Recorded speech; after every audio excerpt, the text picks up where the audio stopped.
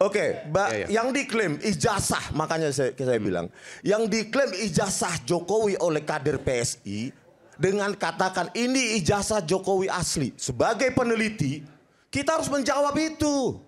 Klaim di media sosial, langsung kita analisa error level analisis, mempelajari distribusi kompresi data di setiap region citra digital dan didapati potensial edit, gitu loh. Makanya kita menjawab, justru kita ingin membantu masyarakat. Hei, yang diklaim kader PSI itu kalau lewat analisa maka atau palsu. Dan pakai algoritma deepfake menggunakan neural networks atau AI itu hampir 70% probabilitas palsu. Kalau dalam penelitian sudah 70%, 80%, 90% palsu. Kalau 50% masih bimbang. Begitu. Jadi pakai kajian ilmiah. Dan berdasarkan tampilkan di situ kajian ilmiahmu, bukan omon-omon gitu loh. Jadi biar rakyat Indonesia juga lihat. Di X sudah ada di situ. Gitu loh. Itu jadi analisa kita saya. bisa menguji. Artinya begini, kalau kajian kalian itu benar, itu laporannya itu naik terus naik sidik. Ini di SP2 Lit loh sama ya bentar Baris Krim dulu, Mabes Polri. saya sampaikan dulu. Itu kesimpulanmu. Ya? Bentar ya. Bukan itu nyatanya, bukan kesimpulan saya. Baris Krim Polri menghentikan itu. Ini saya, kau yang biar belajar terhadap hukum gitu loh. Jangan ajari saya. Oke, saya lanjutkan Pak. Kalau kita berbicara hukum, coba kau baca pasal 1888 KUH Perdata. Bunyinya apa? Nggak tahu.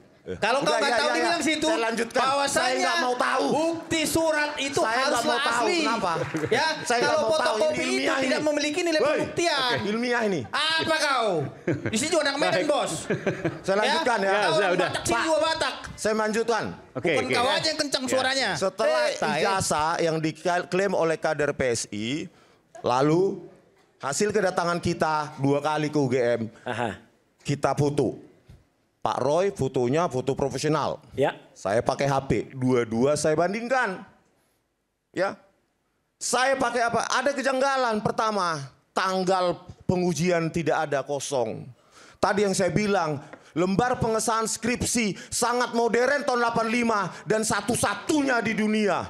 Bahkan MIT pun masih pakai elektrik IBM typewriter zaman itu. Bagaimana mungkin seorang Joko Widodo di Universitas Gadjah Mada yang merakyat itu, yang murah meriah, bisa membuat lembar pengesahan secantik itu dan dinilai oleh Baris Krim dengan meraba dan kesaksian percetakan. Harusnya kan direkonstruksi di depan penyidik itu oleh percetakan itu. Bagaimana menciptakan lembar pengesahan secantik itu dengan kerapatan titik-titik yang nggak mungkin itu pakai mesin cetak pada waktu itu? Iya. Ya? Mesin cetak nggak mungkin. Satu lagi Mas Aiman. Kerapatan seperti itu. Saya jelaskan lagi biar dengan semua tahun ngerti. di 85 nggak Skripsi mungkin. itu kami terima langsung dari wakil rektor. Ini skripsi ya, bukan ijazah.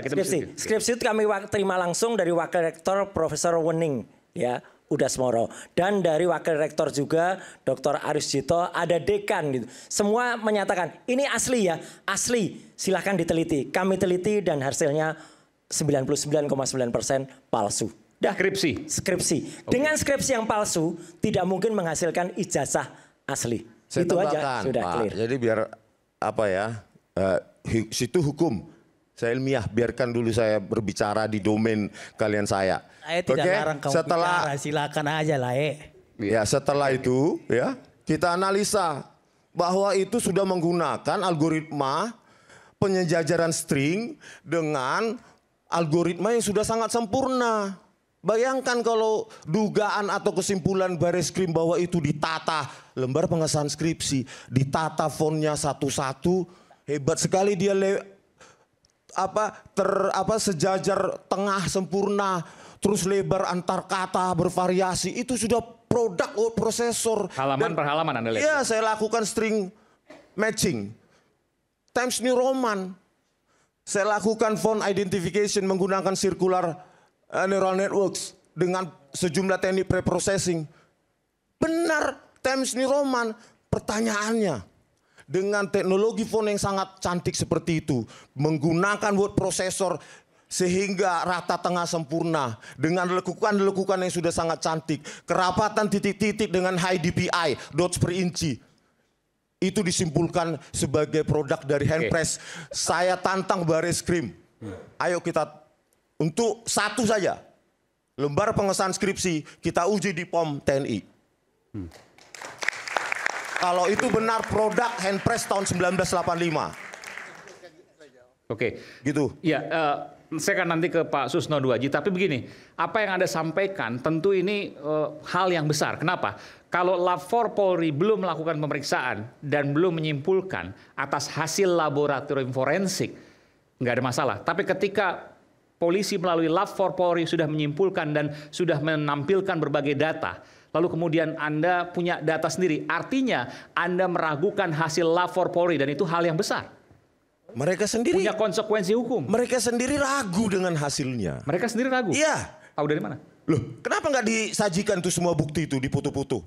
Bahkan termasuk ijazah Pak Joko Widodo. Maksudnya barangnya ada di meja gitu. Barangnya semua dokumen yang disita berikut Tidak ada dengan kemarin. skripsi, berikut dengan ijazah ditampilkan di Menurut depan. Anda itu ragu gitu? Ya itu menunjukkan keraguan. Mas Aiman, biasanya kalau ada gelar perkara, itu semua digelar ya. Ini pisaunya, ini celuritnya, ini motornya. Ini nggak ada satupun. Bahkan ijazah yang ditampilkan pun, itu tidak berani ijazah dengan resolusi tinggi. Hanya ijazah fotokopi. Itu kan aneh. Jadi sekarang anak-anak sekarang tuh jadi guyonan. Oh berarti kita boleh ya nyopir mobil pakai SIM fotokopi. Loh kok boleh? Ya itu Bareskrim pakai SIM fotokopi boleh. Nanti saya akan ke Pak Jadi Susno. kan itu jadi presiden benar, buruk. apalagi kalau tidak bisa mencerna dengan cermat. Jangan lupa secangkir kopi hangat yang nikmat untuk menemani kebersamaan dalam program Rakyat Bersuara bersama saya Aiman Wicaksono. Kita akan kembali nanti ke Pak Susno Duaji. Sampai jumpa.